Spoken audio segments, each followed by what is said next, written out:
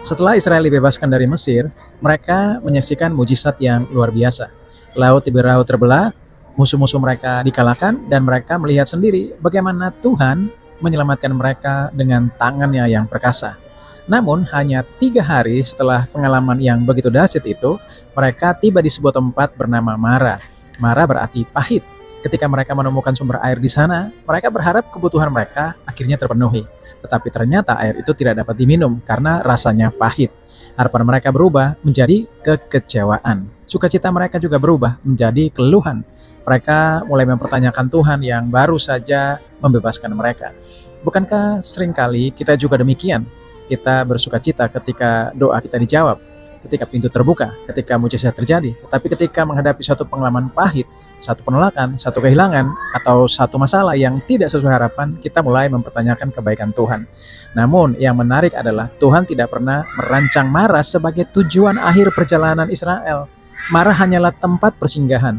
Di tempat kepahitan itu, Tuhan justru menunjukkan sebatang pohon kepada Musa. Ketika dilemparkan ke dalam air yang pahit itu menjadi manis. Banyak orang melihat peristiwa ini sebagai gambaran salib Kristus. Apa yang tidak diubah oleh kekuatan manusia dapat diubah oleh campur tangan kasih karunia Allah.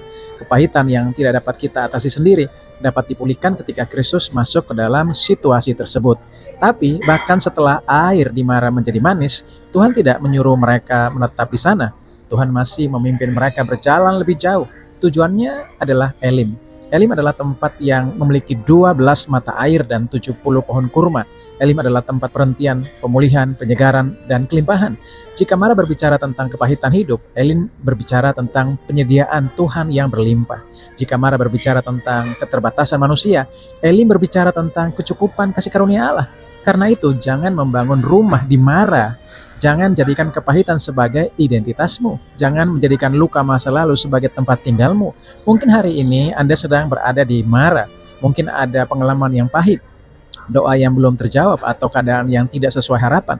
Namun ingatlah bahwa Mara bukan tujuan akhir. Tuhan selalu menyediakan yang terbaik. Kasih karunia-Nya sanggup mengubah yang pahit menjadi manis, dan tangannya setia masih sedang memimpin kita menuju Elim.